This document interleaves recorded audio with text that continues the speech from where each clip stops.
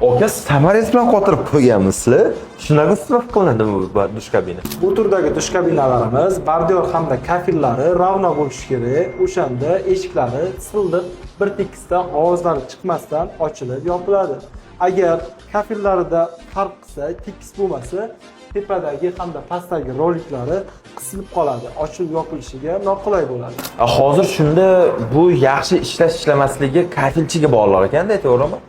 Albatta, kafilchiga bog'liq. Agar kafilchi hamma bordyurlarni ravnoda olib bergan bo'lsa, bu turdagi dush kabinamiz bir tekisda chiqadi.